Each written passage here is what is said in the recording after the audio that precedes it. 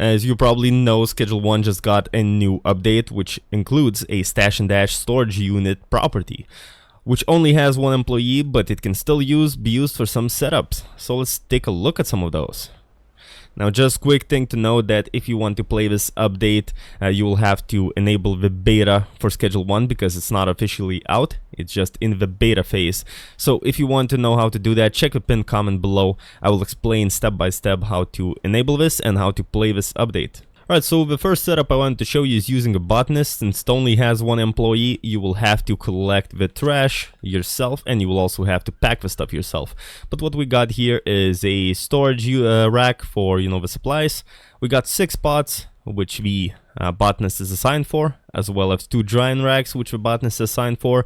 So what she will do is she will utilize these pots, and then all these pots have a destination of drying racks, 3 pots per 1 drying rack. They are set to, a destination of a brick press, and the target quality is legendary, but you can set up any quality you want, or you can just use 8 pots if you do not want to use drying racks. Now, as I mentioned, their destination is set up as this brick press, and since you cannot have other employees, you are gonna have to press the bricks yourself. Alternatively, you could set up the destination of the drying racks to a storage rack, and then you can just use this as an extra growing operation, where you can then just come, pick up your products, and bring them to, another store, another unit or a facility you have, where you're gonna mix it up, pack it up, and then bring it out to your dealers. So that's basically a small setup for the Botanist. Let's take a look at the Chemist next. Alright, taking a look at the second potential setup for the Stash and Dash. This is using the Chemist, and here's how to set it up. So you're gonna assign the Chemist a bed. Well, basically you will, maybe I should show that first. You will have like 2 chemistry stations, 2 lab ovens, and you're gonna have a shelves filled with pseudo, phosphorus, and acid, a bed for him, and a brick press. So actually, before setting up the employee, you're gonna, specify the recipes in the lab ovens, chemistry stations, and then you're gonna assign the destinations to the lab ovens from chemistry stations. And then from the lab ovens, you're gonna go into the brick press, or if you want, you can go into a storage rack and then just bring that stuff somewhere else. And then we're gonna, as I mentioned, assign the employee a bed, and then we're gonna assign him all 4 of these stations and make sure he's paid in the bed, and he should start working when you also fill up the stations. Because since it's only one employee per unit, you cannot have a handler bringing him the stuff, so you will sadly have to be filling the ingredients yourself.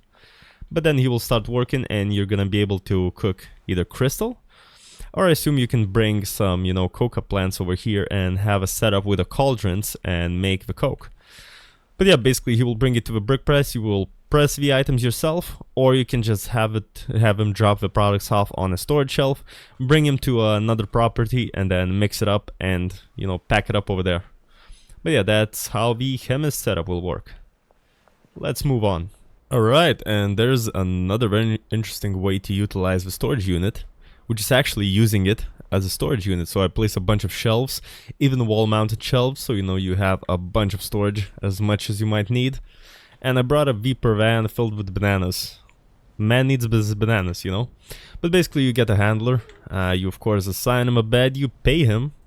And then what is a new thing we can do is we can make a handler, bring stuff from a loading dock to shelves and that kind of stuff. And as you can see, he's gonna unload the truck, and he's gonna, or the Viper van, only one at a time, and he's gonna bring them to the storage units. Now you can set it up so if a storage unit is full, as you know, you can do it from the same loading dock to another storage unit, and etc. And basically you can have this as your storage for either unwanted items or like products. And you can also set up some brick presses and make this like a station for packaging items. Of course, you can also order deliveries to here, and while you're out and about in your other setups and your other properties, deliveries will come here. The handler will unpack them, load them up on your shelves, and then you can just come by here and grab whatever you need. This is just in case you have a lot of deliveries coming into your warehouse or whatever and you need more room. So this is gonna be unloaded automatically. Now another interesting thing they can actually do is you can make them load up AV per van. So for example, let us remove these and just make him load up the stuff. Well, he just grabbed something, but let's see here if he's gonna do this. So now he should take one of them, and he's not doing anything. Maybe I need to set it up from scratch. So we're gonna do this to the loading dock. Hello? Why not doing anything? Okay, I guess it's probably either bugged still, or the feature is not yet here and they will not load up the trucks. They will unload the trucks. But it's still a very useful feature to have, as I said, for various storage units and that kind of thing. Alright guys, that is like 3 potential setups for the storage unit. I am sure we will think of some more in the future. But for now, I think it's very cool. I think it's a very cool addition to the game. And this is how you can start utilizing it right now. Alright guys, if you enjoyed this video, please drop a like, leave a silly comment, and subscribe to my channel for more content. And I will see you in the next one.